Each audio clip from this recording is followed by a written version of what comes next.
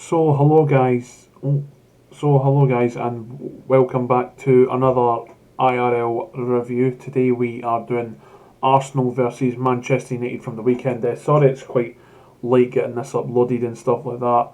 Um, I just didn't want to obviously do an IRL review without doing a what do you call it, a football manager episode as well. So that's what's going up at 3:30, and then this IRL review is going up at 5. So please do smash a like on the video, subscribe to the channel too, so you don't miss out on any further content, and turn on post notifications so you don't ever miss out on any more further videos and stuff like that. So at the weekend, Arsenal played Manchester United, as you all know, and it was a bit of a. I'm going.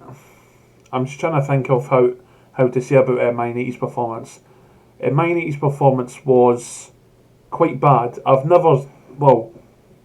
say I've never seen Man United as bad in a game. I have, but they should have took the bull by the horns and just said, "Look, we're winning this game today. Sod Arsenal. We're just going for it." They didn't in the end, and Arsenal got a really good draw at this, and they should never have got a draw. There was one man for Arsenal that should never have been on the pitch, and that's Cedric. He should never have been on the pitch. Like he made a tackle in the first half, and I think it was early on in the game, and he should never have even been on the pitch. Like he went right into Bruno, and he didn't get the ball. He went nowhere near the ball, and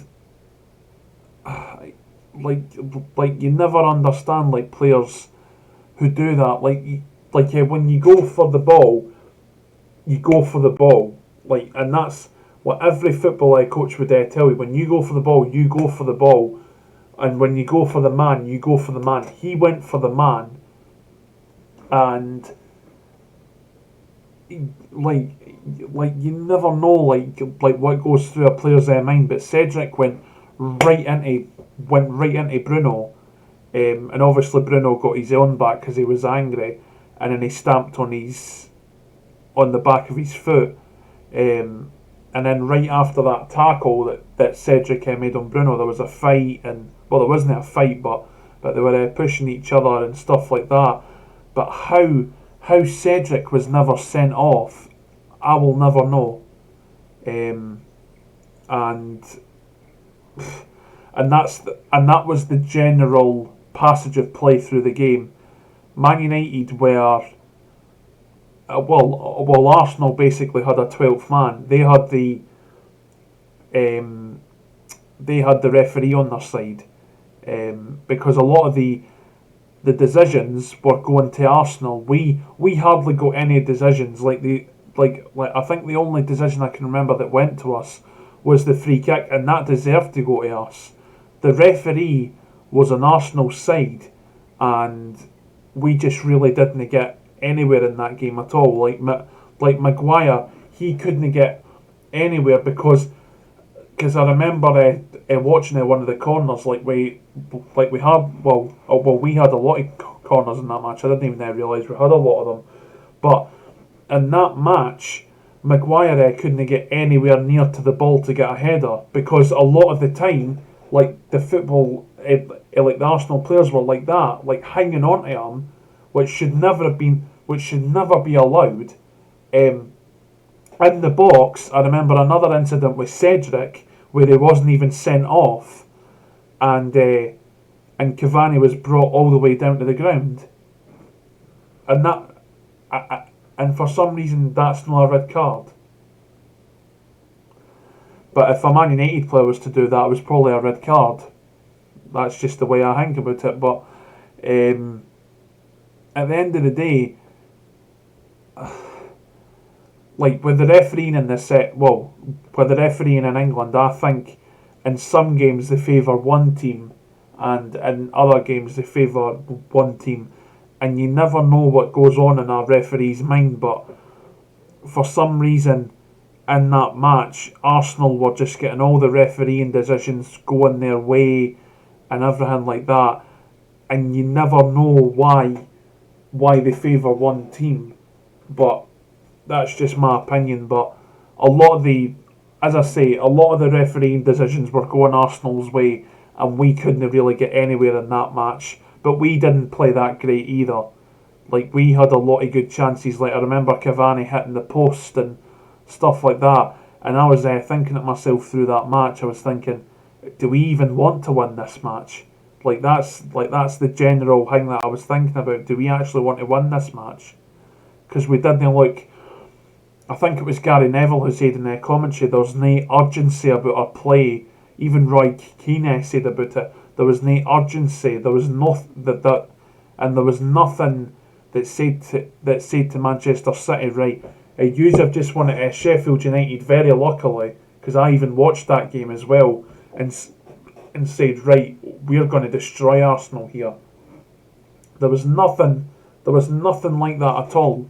And I think at the end of the day, we should have thought to ourselves, right, City have won luckily against Sheffield United. We need to destroy Arsenal here and put masses of pressure on it because they deserve it. Like that would have been my